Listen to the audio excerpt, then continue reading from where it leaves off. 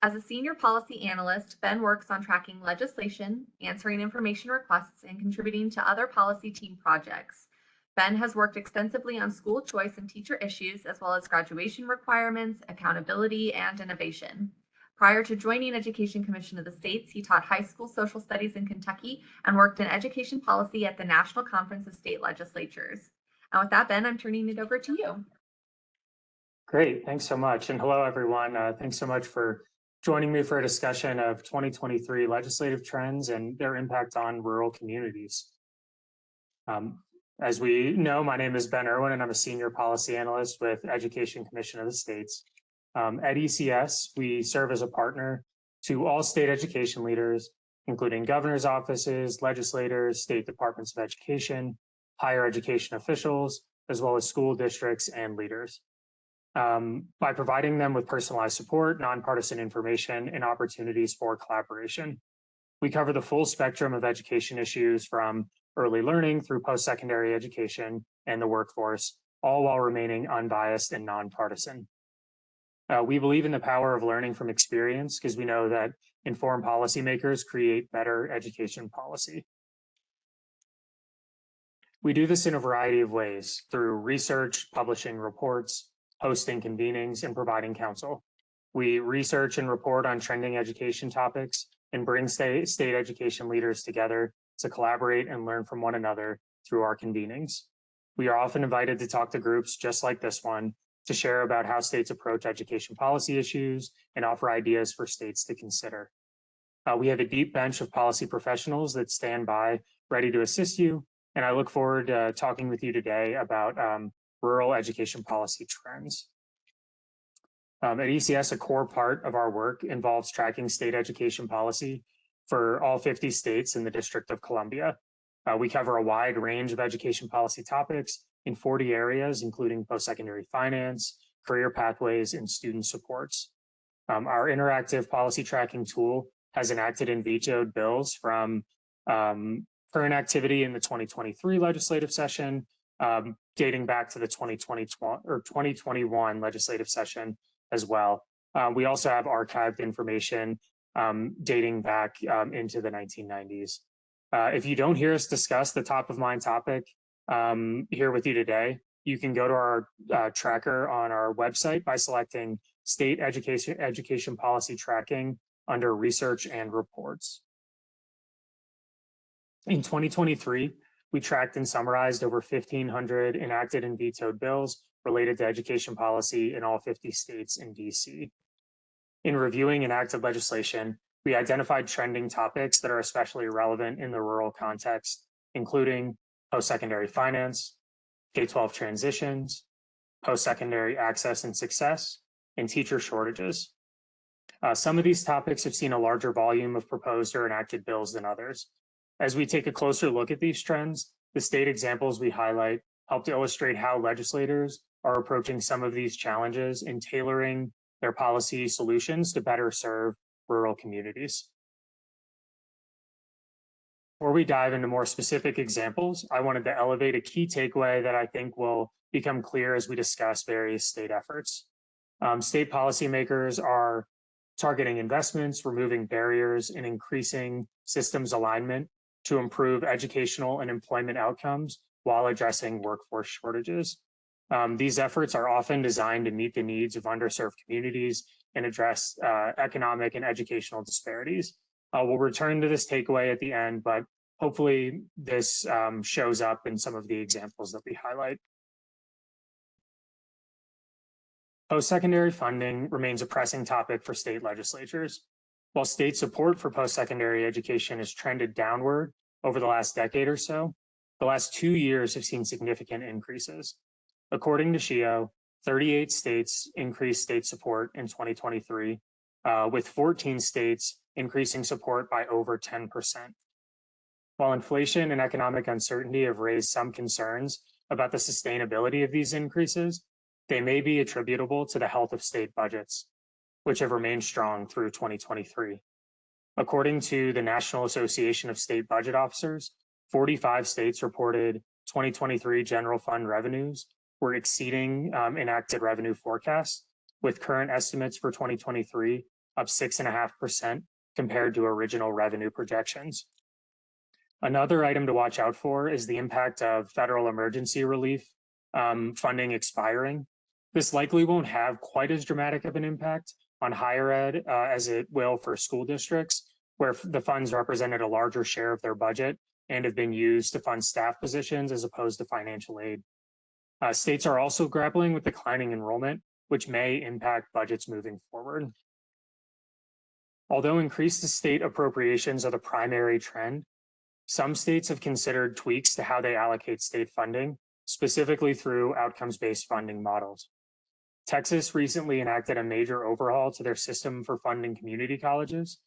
Under the new system, community colleges receive funding for awarding credentials of value, for student transfers to four-year institutions, and completion of dual credit course sequences. This shift has really come out of a lot of work Texas has done to identify and support students on pathways aligned with meaningful education and labor market outcomes, which has been led by their tri-agency initiative.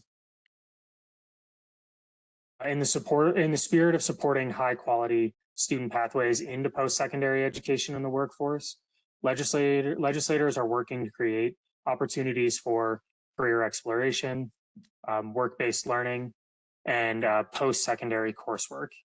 In Colorado, the legislature has built on a strong foundation for work-based learning in the state through House Bill 1212. The legislation establishes an apprenticeship navigator pilot program in participating school districts, including at least one in a rural district. The apprenticeship navigator will increase awareness of apprenticeship opportunities for graduating seniors.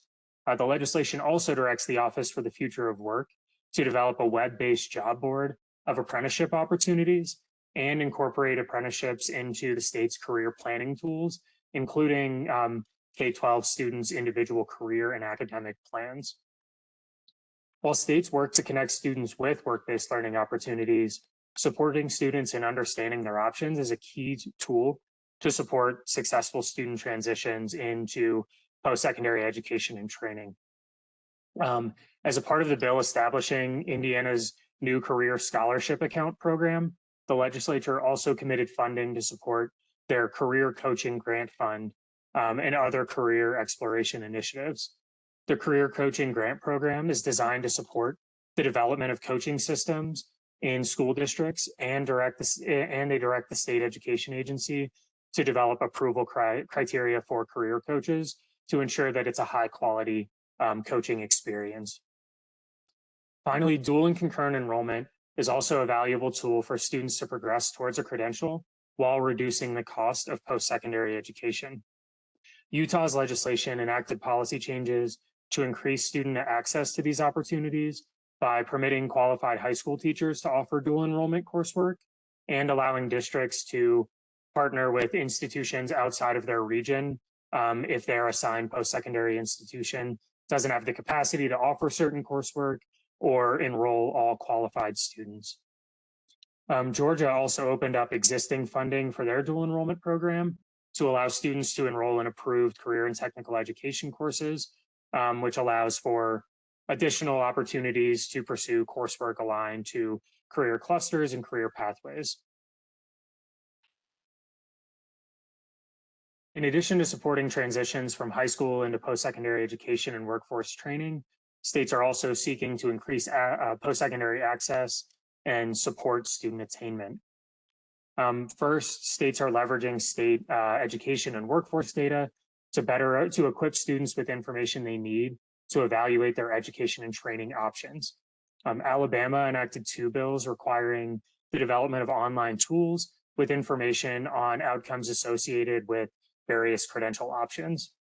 Similarly, Texas enacted legislation requiring institutions to provide information regarding career opportunities and data on outcomes associated with various degree programs directly to students.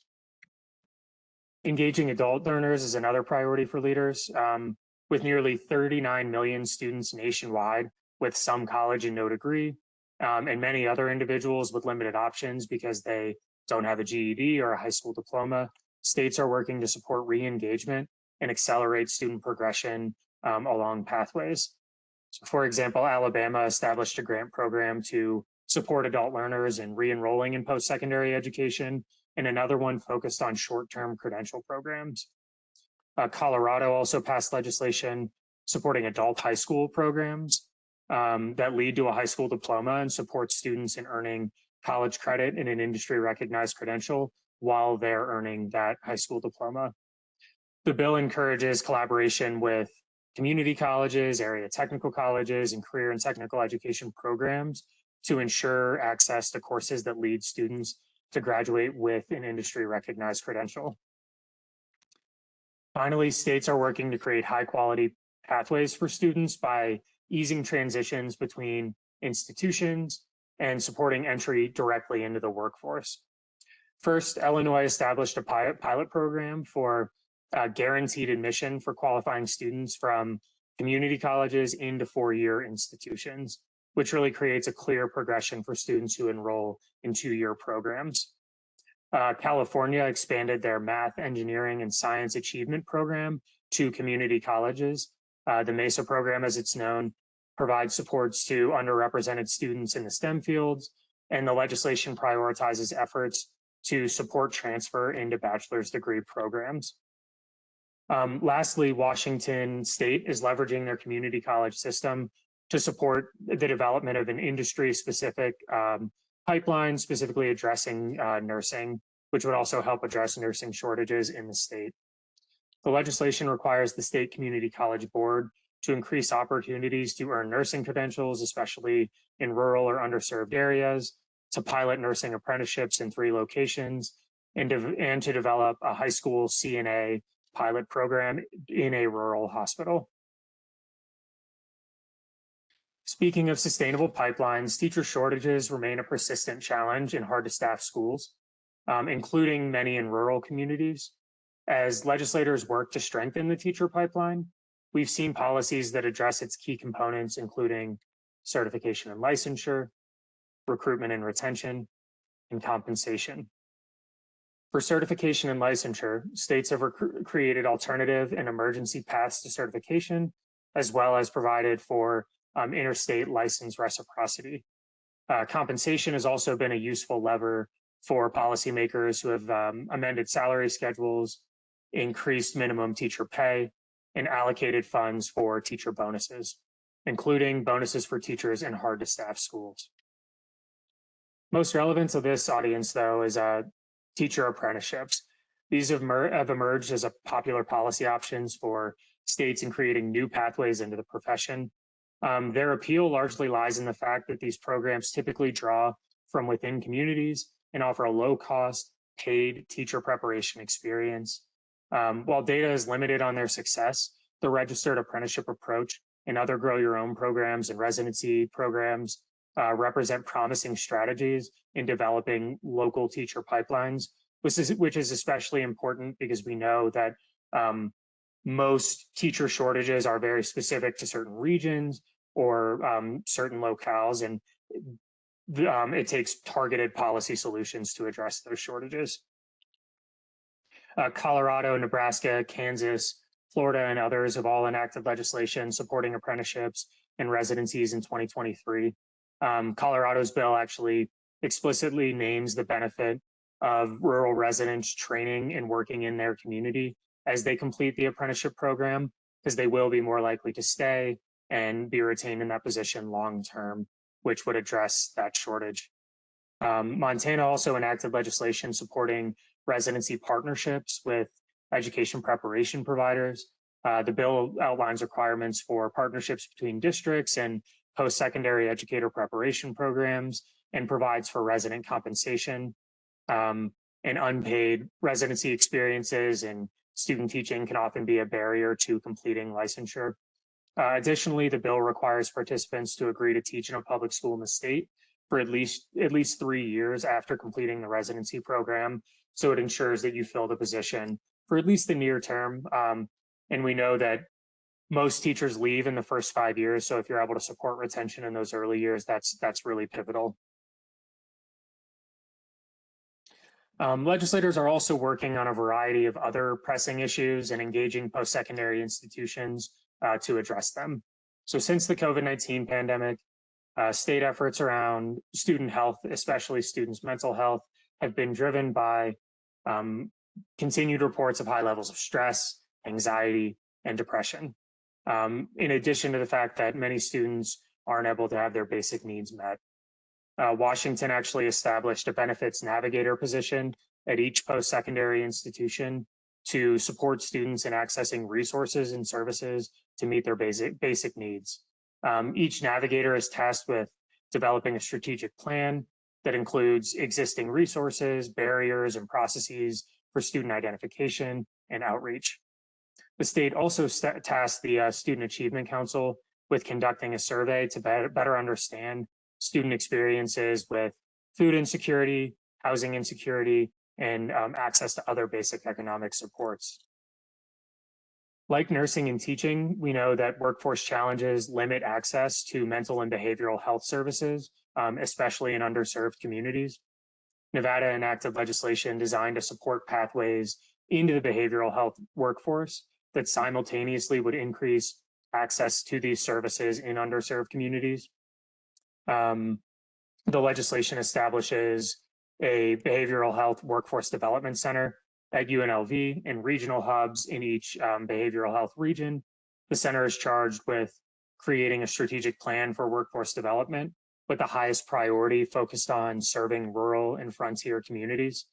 The center is required to conduct a needs assessment, coordinate with state agencies to maximize resources and services, and facilitate cross-sector partnerships to support the development of pipelines into careers in behavioral health.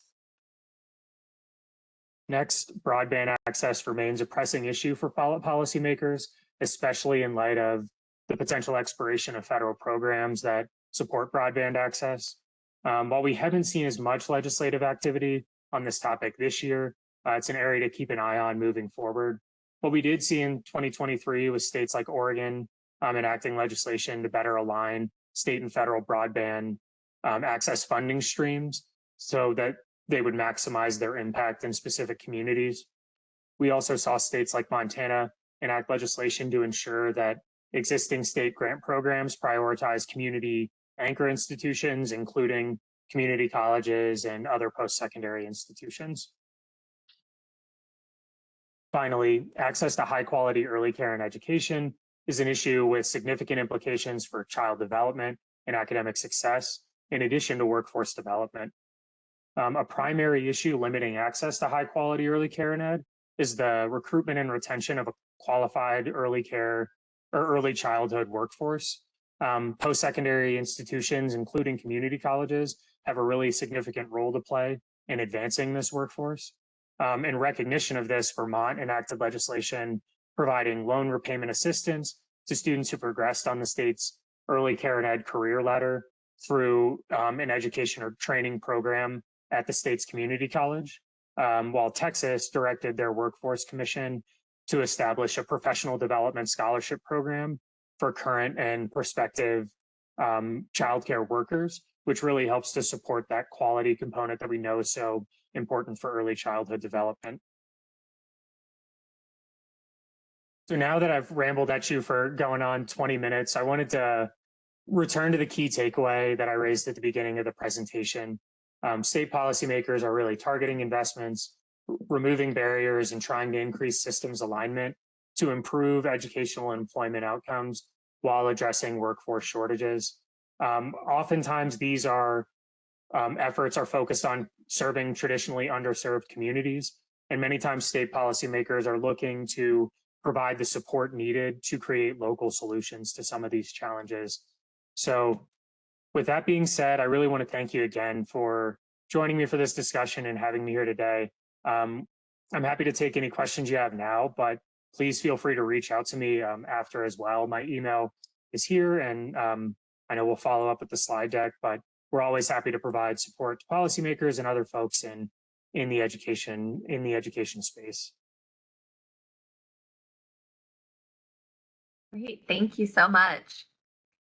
While people are maybe thinking and putting their questions in the chat, there was a comment from Sydney that said her student organization, the Associated Students of Missouri, was able to lobby their University of Missouri system president to fund benefits coordinators on their 4 campuses, and they're in the hiring process now. The state that you mentioned that is implementing those benefit navigators on campuses, was that done at the institutional kind of system level, or was that legislation that was passed? I'm sorry if you mentioned that, I missed it. Yeah, that's a great question. It was actually legislation, but I think one thing that we found is a lot of times bills that are enacted, there was a local example and local advocates or institutional level advocates that helped to move it along. And while I can't speak with authority on Washington, we have seen institutions take the initiative and then elevate certain policy solutions to the legislature so that those things can be implemented in other institutions. So yeah, really exciting that that work is going on in Missouri. And we know that a lot of times with especially navigating benefits can be very challenging, especially for students with responsibilities at home, work responsibilities in addition to school responsibilities. So having that resource is always so important. Thank you. Still don't. Oh, um, Sydney responds, we initially tried to go with legislation and had a bill sponsored, but once the president saw it, he was willing to collaborate and make the process go a lot faster. So great example of how sometimes legislation can prompt activities on campuses outside of the legislative process. Yeah, absolutely. While other folks are thinking about their questions, I've got one. How are other states incorporating institutions into their broadband equity plans? So I know that those are things that are being developed right now. Are there really good examples out there of ways that institutions are having their voices incorporated into the process? Yeah, that's a great question. And I think one that I would need to dig into a little bit more. I know membership on broadband commissions, or there might be an office that's directed to coordinate with different agencies and institutions at the state level, but I can't speak with authority on exactly how they're showing up in the plans. But I know state policymakers have worked to engage education leaders in developing their broadband policies, in developing their programs to ensure that they're meeting local needs and student needs. But would be happy to follow up with more information on that once I've had a chance to dig in as well.